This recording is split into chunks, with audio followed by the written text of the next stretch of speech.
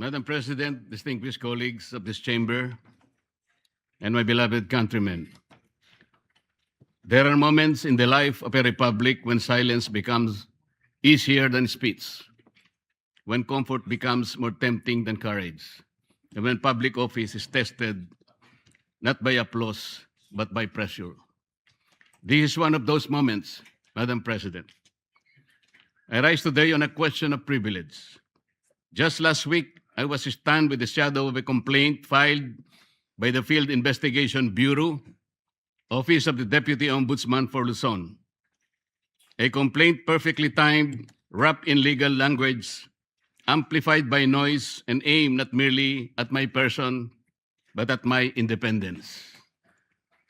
I stand before you not as a man begging to be understood, not as a senator asking to be spared, and not as an accused shrinking from the weight of accusation. Rather, I am here as a servant of the Constitution, elected by the people, bound by oath, and determined to perform my duty without fear, without favor, and without surrender. The complaint arrived while the Senate is confronted with uncomfortable truths, namely, the pending continuation of the investigation of the anomalous flood control projects, the approaching constitutional burden of an impeachment trial, and the growing pressure upon this institution to surrender its independence through political maneuvering disguised as constitutional reform. Let us not pretend that this complaint came in a vacuum. The pattern is too visible to ignore. First, remove the inconvenient voices from the inquiry, then weaken those who refuse to conform, then frighten others into silence and submission before the decisive constitutional battles begin. Mr. President, this is not merely about a complaint. The trump-up charges filed against me and some of my friends are not merely legal accusations. They form part of a deeper and more nefarious design to intimidate independent voices, to punish dissent, and to warn every senator that the price of asking hard questions could lead to personal damnation. If the intention of these cases is to silence me, I will not be silenced. I did not seek public office to become comfortable, Madam President. I did not take my oath merely to occupy a seat in this chamber while billions disappear into darkness, while constitutional processes are manipulated by pressure, or while the Senate is slowly conditioned to fear retaliation for independent judgment. I did not take my oath to serve only when service is convenient. I did not come to this chamber to lend my voice when power applauds and withdraw it when power becomes displeased. The senator is not elected to be timid. The senator is not sworn into office to become a spectator while the Constitution is tested, while impeachment proceedings demand judgment, and while the people cry out for truth about the wide-scale theft of public funds. Instead, a senator is elected to stand, to examine, to question, to decide, and when necessary, to resist. This is what I intend to do. So let the complaint be examined. Let the evidence be tested. Let the law speak. I will answer in the proper forum with documents, with facts, and with the calm confidence of one who knows that accusation is not proof, that attacks couched in legal veil do not constitute the truth. And before the Filipino people, I must say what is plain. A complaint without nexus is not justice. A complaint without evidence is public injury, official favor, corrupt consideration, or abuse of office is not accountability. It is machinery. It is pressure. It is a warning shot fired at those who refuse to kneel. And if that warning was meant for me, Mr. President, then the answer is very clear. It failed. The complaint against me speaks of amounts. It speaks of dates. It speaks of suspicion. But suspicion is not evidence. Amount is not corruption. Political inconvenience is not probable cause. An accusation, no matter how loudly repeated, is not proof. It is a theater. It is pressure. It is machination. Let me state the legal defenses plainly on the allegations against me. The law did not define the limits of liberality among friends. They did not say that friendship must stop at a number chosen by one's accusers. They did not say that generosity becomes criminal merely because the amount is substantial. What the law forbids is not liberality. It forbids corruption. What it condemns is not friendship. It condemns the sale of public duty. At least I stated the truth. At least I faced the issue. At least I did not hide behind silence. So I ask, what of those who receive support, gifts, donations, favors, or assistance for their own electoral campaigns and keep them beyond public scrutiny? Shall the law be a sword only against those who dissent and shield for those who belong to the circle of the powerful? If transparency is demanded, let it be demanded of all. If public morality is the standard, let no one be exempt because of wealth, alliance, influence, or proximity to power.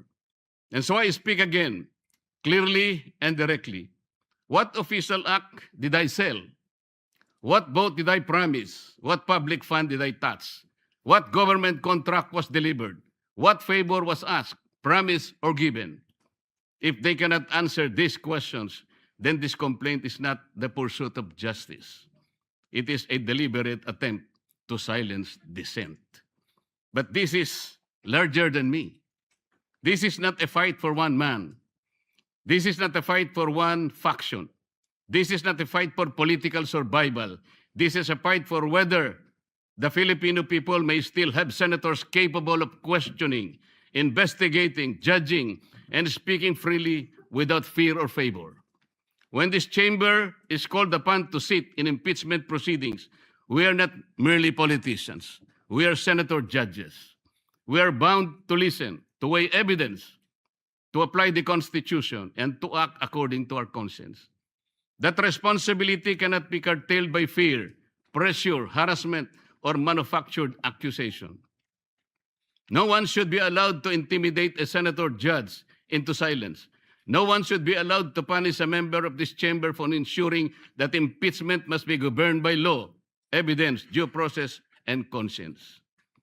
Whether one favors or opposes any party in those proceedings, that's not the point. The point is whether the Constitution shall speak above political convenience. I will perform that duty, Madam President. I will listen. I will weigh the evidence. I will obey the Constitution. I will not prejudge. I will not be dictated upon. I will not surrender the independence of my vote to any power outside this chamber. Even if the path becomes lonely, I will walk. I will walk it. Even if the attacks become heavier, I will endure them. Even if my voice becomes inconvenient to the powerful, I will continue to speak the way I should. The same is true of the Senate's investigation of the flood control scandal. That inquiry must continue. It must not be weakened. It must not be derailed. It must not be silenced. If there has been grand-scale theft from the country's coffers, then that is among the greatest sins of our modern public life. It is not ordinary corruption. It is the stealing of safety from communities that drown. It is the stealing of roads from farmers. It is the stealing of classrooms from children. It is stealing of medicine from the sick, wages from workers, and hope from taxpayers who labor honestly while others feast on public money. No senator should be silenced when the duty is to follow the trail of the public's money. No committee should be weakened when the task is to expose corruption. No voice should be threatened when the question before the nation is whether the billions intended for the people were ransacked by bandits of insatiable greed. I do not fear imprisonment. I fear a country where freedom itself is imprisoned. I fear a republic where legal processes processes are twisted into weapons, where dissenting voices in the Senate are mechanically trimmed down, and where the rich and the powerful elite manipulate institutions so that only their chosen voices may be heard. While others may refuse to speak because of threats, I will not, Madam President. I will not let fear write my narrative. I will not let intimidation decide my vote.